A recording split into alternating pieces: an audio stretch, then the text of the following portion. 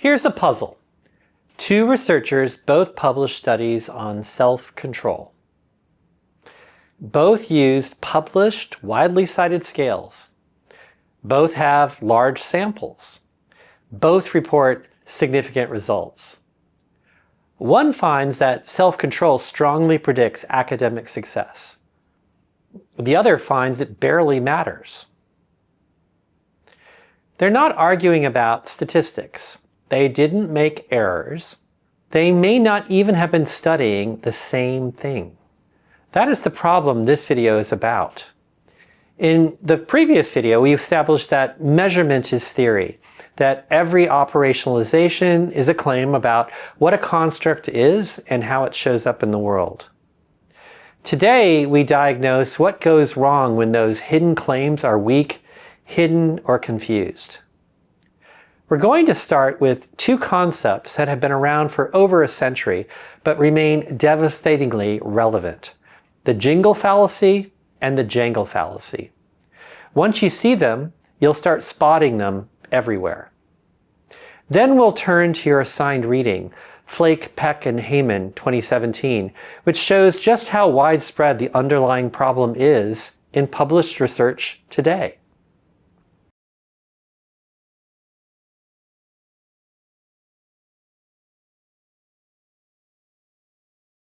The jingle fallacy was first described by the psychologist Edward Thorndike in 1904. The idea is simple but powerful. When two different things share the same name, we start treating them as if they are the same. Same word, different constructs. Same label, different window. Let's make this concrete with anxiety. That single word can refer to state anxiety, how anxious you feel right now in this moment. Trait anxiety, a stable tendency to experience anxiety across situations built up over time. Social anxiety, specifically the fear of evaluation by others. Physiological arousal, elevated heart rate, cortisol, the body's stress response. These are not interchangeable. They have different causes, different consequences, and different relationships to other variables. Now imagine two studies.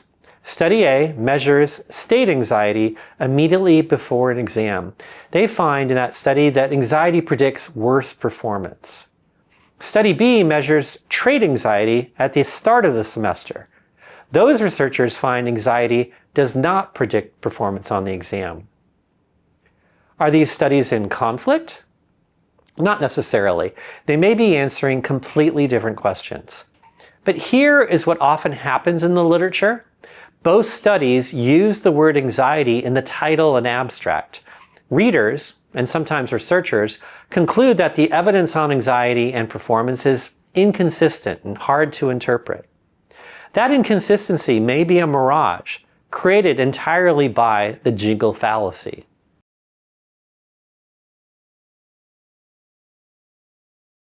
Here's a quick check. Now, a meta-analysis pools together every study with anxiety in the title and calculates an average effect size for the relationship between anxiety and performance. What's the measurement problem here? The meta-analysis may be averaging across studies that operationalized anxiety completely differently. State, trait, social, physiological.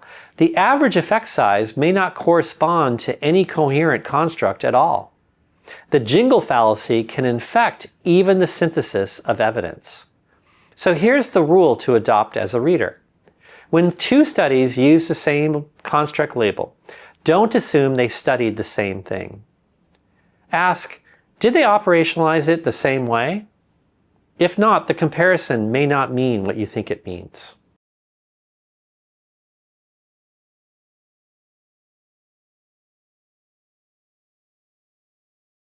Okay, now flip it. The jangle fallacy was named by Truman Kelley in 1927. It's the mirror image of the jingle, using different labels for things that are essentially the same and assuming they must be different because they sound different. Different word, same phenomenon. Different label, same window. You may have already encountered one famous example of this. In the early 2010s, grit, defined as passion and perseverance for long-term goals, became a widely discussed construct, complete with its own scale and a popular TED Talk. But when researchers looked closely at the measures, grit correlated so strongly with conscientiousness, a personality trait with decades of research behind it, that it was difficult to argue the two were meaningfully distinct. The scales were largely measuring the same thing under different names. And this pattern repeats across the field. Consider the proliferation of mindfulness scales. There are now hundreds of them. They use different labels: awareness, present moment attention, non-reactivity, observing, and they sit in separate literatures with separate theoretical frameworks. But when you examine what the scales actually measure and how they correlate, the distinctions are often murkier than the terminology suggests. Different labels built up independently may be circling the same psychological territory. Why does that matter? Because the jangle fallacy fragments knowledge. Instead of one cumulative science of, say, self-regulation, you get parallel universes. Grit researchers, conscientiousness researchers, self-control researchers, perseverance researchers, each with their own scales, rarely talking across the divide. The jangle fallacy doesn't just confuse readers, it wastes research effort and slows scientific progress.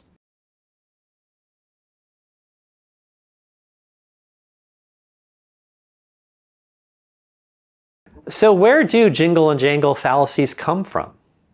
Well, they come from a disconnect between construct labels and measurement practices. When researchers choose their measures without careful theory-based justification, when they don't explain why this operationalization maps onto this version of the construct, the labels start to float free from the reality underneath them. And this is what makes these fallacies so insidious. No one sets out to commit them. They emerge naturally when measurement decisions are made by convenience, by tradition, or silently, with no justification offered at all. And this brings us to your reading for this week. Flake, Peck, and Hehman 2017 didn't study the jingle and the jangle fallacies directly. What they did was something arguably more sobering. They audited the flagship journal of social and personality psychology to see how well researchers were actually validating their measures. And their findings help us understand exactly how jingle-jangle confusion takes root.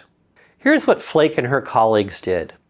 They took a random sample of about a third of the empirical articles published in the Journal of Personality and Social Psychology in 2014.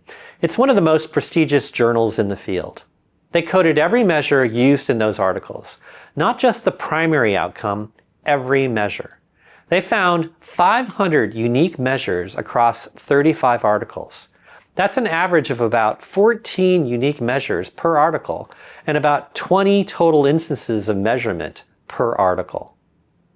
87% of those measures were item-based scales, questionnaires or surveys in which responses are combined to represent a latent construct. This is the bread and butter of social and personality research. Now, here's where it gets concerning. The first finding is that the scales were developed on the fly. Roughly half the scales, 46%, had no citation to any previous validation study. They appeared to have been created by the authors for that particular study, with little or no evidence that the scores actually measured what they claimed to measure. Think about what that means. These are scales representing latent constructs, things like attitudes, motivations, self-perceptions, published in the top journal in the field, and nearly half had no established track record of validity. The second finding, coefficient alpha as the only evidence. When psychometric information was reported, it was almost always Cronbach's alpha, a measure of the internal consistency of a scale's items. Alpha was the sole structural validity evidence for 78% of author-developed scales, and 19% of unsighted scales reported no psychometric information at all. Now, alpha has its uses, but Flake et al. Are very clear about its limitations. Alpha tells you whether items hang together statistically, but it does not tell you whether they hang together because they're measuring the same construct. A scale can have high alpha and still be multidimensional, still be blending several distinct constructs into one score. They noted 18 instances where researchers combined separate scales into a single variable, using alpha as the sole justification. That's treating alpha as evidence of unidimensionality, which it isn't. Cronbach himself noted that unidimensionality is a prerequisite for computing alpha, not something alpha can demonstrate. Their third finding, adapted scales without new validation. Of the scales that did have a citation, meaning they were based on previously published measures, 19% had been adapted or modified in some way. Shortened, reworded, given a different response scale, used with a different population, but new validity evidence for those adaptations was rarely provided. Flake et al. Use a telling example here. Some researchers use a small number of publicly available items from the Graduate Record Exam, the GRE, which is a measure of cognitive ability in their studies. But the GRE was designed for graduate admissions using hundreds of items. Pulling a handful of those items out of context changes the measure fundamentally. The original validity evidence doesn't automatically carry over. A fourth finding, short scales everywhere. 30% of scales in the review had only a single item. The majority of uncited scales had fewer than 3 items. Flake et al. Point out that constructs have breadth. Take a construct like status, which includes dimensions of wealth, social affiliation, and prestige. 2 or 3 items can reasonably capture that breadth, but when scales are this short, the operationalization is extremely narrow, and it's an open question whether the results generalize to the broader theoretical construct.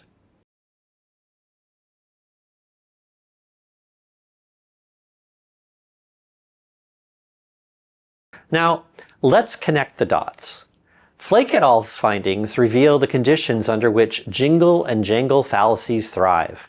When nearly half of scales have no prior validation, when alpha is the only evidence offered, when scales are adapted without revalidation and scales are extremely short, what you get is a literature in which construct labels are loosely tethered to measurement reality. Researcher A says they measured self-esteem with 3 items they wrote for the study. Researcher B says they measured self-esteem with a validated 10-item scale. Both call it self-esteem. That's a jingle risk. Meanwhile, researcher C says they measured self-worth. Researcher D says they measured self-regard, and researcher E says they measured self-liking, and all 3 used overlapping items. That's a jangle risk. Both problems grow directly from the measurement practices Flake et al. Documented. The paper also makes an important point about replication. During the mid-2010s, psychology was reckoning with findings that didn't replicate. Flake and her colleagues argue that some replication failures may actually be measurement failures. If the original study and the replication don't achieve the same measurement properties, if the scale doesn't perform the same way in the new sample, then the finding hasn't truly been tested. The measurement didn't replicate, so we can't know whether the effect did.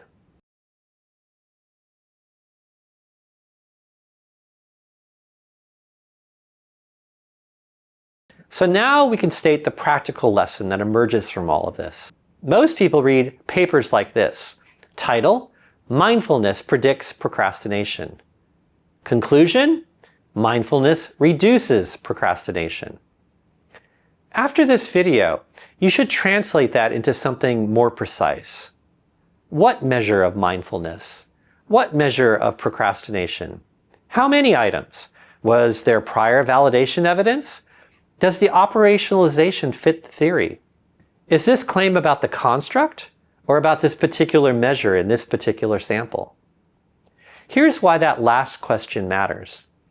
A study says, we measured well-being. But well-being could mean life satisfaction, positive affect, absence of distress, sense of meaning and purpose, sleep quality, or physical health symptoms. If an intervention improves well-being, what did it actually improve? And the honest answer is whatever the operationalization captured. And here's where jingle and jangle come back in. If a different lab measures well-being using a different operationalization and finds a smaller effect, that isn't necessarily a contradiction. It may be that the intervention works on one dimension of well-being and not another. The conflict lives in the labels, not the findings. So the skill you're building is this. Don't read construct labels as if they are definitions. Read them as hypotheses that require support. And as Flake et al. Stress, validity is not a certificate you receive once. It's an ongoing process. Every time a measure is used in a new population, a new culture, a new context, the validity claim has to be re-earned. We used a validated scale is the beginning of a measurement argument, not the end of one.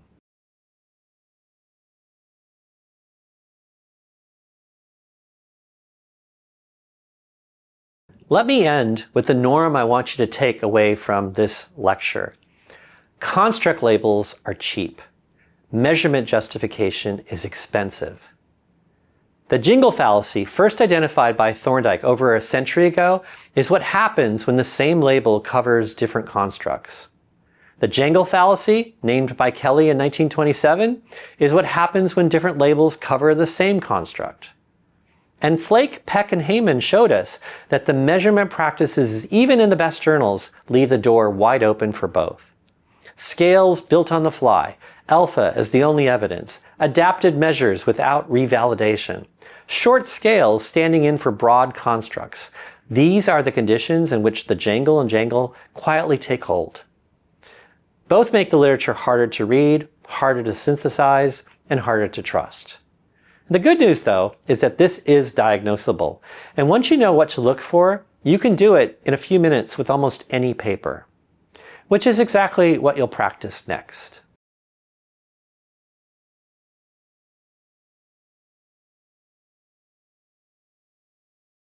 In the workshop, your job is not to attack the studies you're given. It's to diagnose their measurement.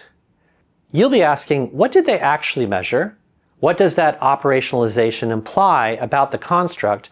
And where could jingle or jangle confusion be hiding? If you can do that consistently, you'll read research more carefully than many people who publish it. And more importantly, you'll stop being impressed by confident construct words and start caring about the measurement logic underneath. I'll see you in the workshop. Bye.